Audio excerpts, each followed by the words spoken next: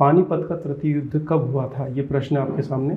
1526, 1556, 1761 या 1857। चार ऑप्शन है आपके सामने। पानीपत का तृतीय युद्ध 1761 में हुआ था। ये तो जानकारी हो गई। इसके अलावा क्या ये 5 अंक की प्रश्न बन सकता है? उत्तर है हाँ, 3 अंक में और 5 अंक दोनों में आ सकता है। तो बेसिक शुरुआत यहीं से करनी है कि पानीपत का जो तृतीय युद्ध हुआ था अफगान शासक अहमद शाह अब्दाली तथा मराठों के मध्य हुआ था 1761 में। इस युद्ध में मराठों की भीषण पराजय हुई थी। युद्ध का प्रमुख कारण था वो दिल्ली तथा पंजाब की राजनीति में मराठों का हस्तक्षेप करना था। इसमें जो युद्ध का नेतृत्व कर रहे थे मराठों की तरफ से वो पेशवा बालाजी बाजीराव का चचेरा भाई सदाशिवराव भाव तथा पेशवा का पुत्र विश्वासराव। हालांकि सदाशिवराव तथा विश्वासराव में कुछ ज़्यादा विशेष बनता नहीं था। दो महत्वपूर्ण बात जो कि यहाँ से प्रारंभिक परीक्षा के लिए महत्वपूर्ण है कि इस समय मराठों की ओर से जो तोपखाना हुआ करता था, जो आर्टिलरी थी, उसका जो डायरेक्शन है वो इब्राहिम खां गारदी द्वारा किया जा रहा था। और इस समय एक इतिहासकार है, एक व्यक्ति हैं काशीराज पंडित, इन्होंने इस युद्ध का आंखों देखा वर्णन लिखा था और इसमें मराठों की पराजय की जो दुर्दशा थी या जो घनघोर विकट स्थिति उसके बारे में भी चर्चा की थी उन्होंने। तो 1761 पानीपत का तृतीय युद्ध कई बार पूछा गया है। इसके अलावा ये जो प्रश्न है 3 अंक या 5 अंक के लिए आ सकता है, ध्यान दीजिएगा। भारत के संदर्भ में कृष्ण क्रांति का संबंध किससे है? Question number 72। कृष्ण क्रांति यानी कि ब्लैक रेवोल्यूशन। ऑप्शन है दूध उत्पादन, बी मांस उत्पादन, सी आलू उत्पादन और डी खनिज तेल के क्षेत्र में आत्मनिर्भरता हेतु। ब्लैक रेवोल्यूशन या कृष्ण क्रांति है ना, इसका संबंध पेट्रोलियम उत्पादन से है। हरित क्रांति आप सभी जानते हैं कि कृषि उत्पादन के लिए था। वाइट रिवोल्यूशन श्वेत क्रांति दूध उत्पादन से संबंधित है। नीली क्रांति है ना, ब्लू रिवोल्यूशन जो है वो मत्स्य उत्पादन से संबंधित है। पिंक रिवोल्यूशन गुलाबी क्रांति जो झींगा मछली उत्पादन से संबंधित है। पीली क्रांति येलो रिवोल्यूशन जो है सूर्यमुखी व अन्य तिलहन या तिलहन फसलों के उत्पादन से संबंधित है। रेड रिवोल्यूशन या लाल क्रांति मांस या टमाटर उत्पादन से संबंधित है। अगला है गोल क्रांति राउंड रिवोल्यूशन आलू उत्पादन संबंधित है। रजत क्रांति सिल्वर रिवोल्यूशन अंडा उत्पादन संबंधित है। और अगली है सुनहरी क्रांति या स्वर्ण क्रांति फल उत्पादन या बागवानी से संबंधित है। ठीक है, यहाँ तक कोई समस्या नहीं। इसके बाद हम देखते हैं इंद्रधनुषी क्रांति कृषि संबंधी समग्र क्रांति फसल उत्पादन में विभिन्नता लाने हेतु। रेनबो रेवोल्यूशन कृषि संबंधी जितने भी क्षेत्र हैं वहाँ पर एक तीव्र विकास कर।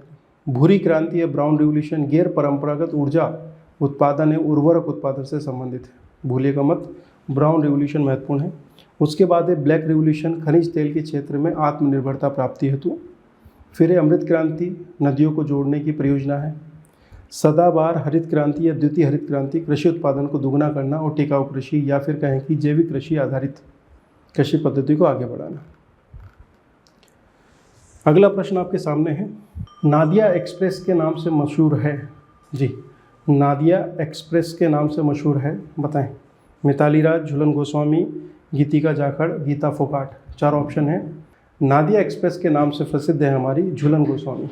झूलन गोस्वामी जिन्होंने अभी संन्यास लिया है, ये नादिया एक्सप्रेस के नाम से जानी जाती है। इन्होंने, ध्यान दीजिएगा, अंतर्राष्ट्रीय एक दिवसीय क्रिकेट में महिला श्रेणी में सर्वाधिक विकेट लेने का रिकॉर्ड इनके पास है, झूलन गोस्वामी का।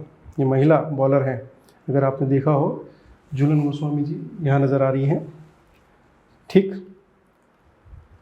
अक्टूबर 2022 माह में, इसी महीने में झूलन गोस्वामी ने अंतर्राष्ट्रीय क्रिकेट से संन्यास लिया था, ध्यान दीजिए। और संन्यास लेने के बाद अभी एशिया कप 7वीं बार जीता है। ठीक है, 8 एशिया कप हुए जिसमें से 7 भारत ने जीते हैं, केवल 1 श्रीलंका ने जीता है। बाकी महिलाओं का ट्रैक रिकॉर्ड एशिया कप में तो आप देख ही रहे हैं। ठीक, सर्वाधिक विकेट लेने वाली बॉलर हैं ये। अब इन्होंने वनडे और टेस्ट से और T20 से भी रिटायरमेंट की घोषणा कर दी है झूलन गोस्वामी।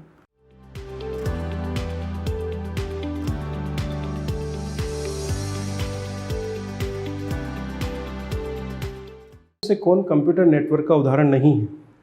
लेन, मैन, वेन या डी उपरोक्त में से कोई नहीं। लेन, मैन, वेन कंप्यूटर नेटवर्क का उदाहरण नहीं है। अगर कंप्यूटर नेटवर्क के बारे में बात करें तो लेन को अगर आप देखें तो local area network computer network प्रणाली का एक प्रकार है, निश्चित और कुछ छोटे क्षेत्रों तक काम करता है। उदाहरण है ईथरनेट, यह है लेन का उदाहरण, लोकल एरिया नेटवर्क। 3 अंक में मुख्य परीक्षा में पूछा जा सकता है पेपर नंबर 3 में। इसके बाद है मेट्रोपॉलिटन एरिया नेटवर्क। ठीक है, कंप्यूटर नेटवर्क है, बड़ा भौगोलिक क्षेत्र लगभग 100 किलोमीटर एक शहर को जो कवर कर ले, है ना, मैन हो गया। इसके बाद में आ जाइए वैन, वाइड एरिया नेटवर्क। इंटरनेट इसका सबसे अच्छा उदाहरण है, कई देशों तक फैला हुआ काफ़ी बड़ा वाइड एरिया नेटवर्क कंप्लीट होता है। ठीक है, कंप्यूटर नेटवर्क का प्रकार है, उदाहरण इसका इंटरनेट है ही। इसके बाद है पैन, पर्सनल एरिया नेटवर्क। वही है घरों में जो हम यूज़ करते हैं किसी व्यक्ति या संस्था के, ये ऑर्गेनाइजेशन में जो लैन कनेक्शन हम देते हैं वो पैन कह सकते हैं। तो ये है पर्सनल एरिया नेटवर्क, पैन। ठीक है, ये सब उदाहरण है। इसके अलावा W LAN, wireless area network. W LAN wireless area network, बिना वायर के एक क्षेत्र से क्षेत्र में कंप्यूटर को जोड़ने में प्रयुक्त होने वाला नेटवर्क है ये भी आपको 3 अंक में पूछा जा सकता है। इसके बाद है can, campus area network. Can भी क्या है, कंप्यूटर नेटवर्क का प्रकार है। स्कूल, कॉलेज, यूनिवर्सिटी या कोई संस्था, शैक्षणिक संस्था 1 से 5 किलोमीटर, जी, कैंपस एरिया नेटवर्क। महामृत्युंजय मेला मध्य प्रदेश के किस जिले में लगता है? महामृत्युंजय मेला आपको देखने को मिलेगा रीवा जिले में। ठीक है, ठीक है, चलिए। गोपाल विट्ठल को मई 2022 में किस कंपनी के प्रबंध निर्देशक तथा सीईओ के रूप में एक बार पुनः चुना गया है? करंट अफेयर्स का क्वेश्चन है, मई 2022 का प्रश्न ही आपके सामने। गोपाल विट्ठल को मई 2022 माह में किस कंपनी का प्रबंध निर्देशक अर्थात एमडी तथा चीफ एग्जीक्यूटिव ऑफिसर सीईओ चुना गया है? आंसर है भारती एयरटेल। ठीक है, गोपाल विट्ठल को मई 2022 माह में भारती एयरटेल का प्रबंध निर्देशक चुना गया है और इनका कार्यकाल 31 जनवरी 2028 तक रहने वाला है। ठीक है, मिस्टर गोपाल विट्ठल, सीईओ भारती एयरटेल, है ना, ध्यान दीजिएगा। क्वेश्चन नंबर 77, 1857 के विद्रोह के समय भोपाल के किस शासक या शासिका ने अंग्रेजों का साथ दिया था? आंसर है नवाब सिकंदर बेगम। ठीक है, 1857 के विद्रोह समय भोपाल की जो नवाब थी वो सिकंदर बेगम हुआ करती थी, है ना।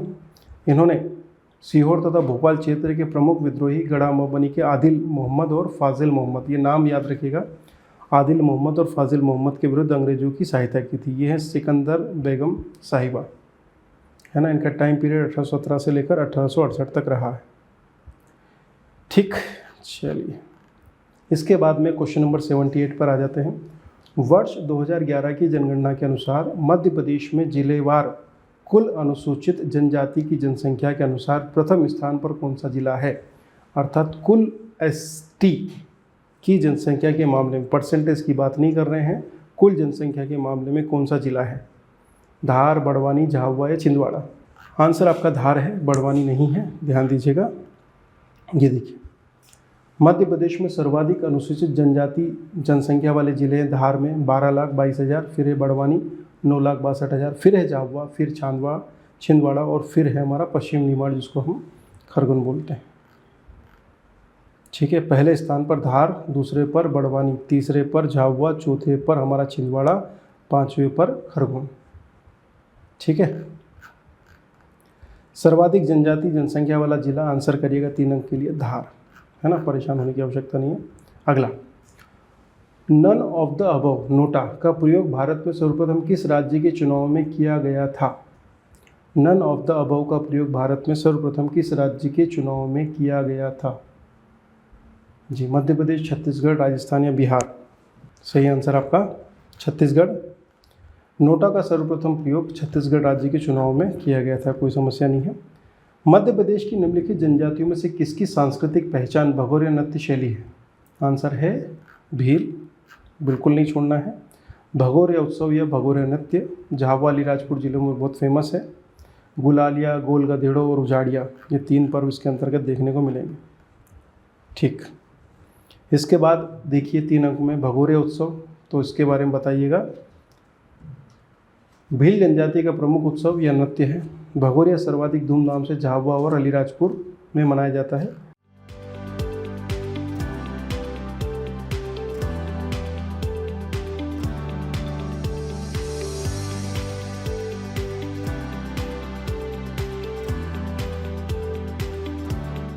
कोई भी सपना साकार करने के लिए सबसे जरूरी है सही कोच का होना।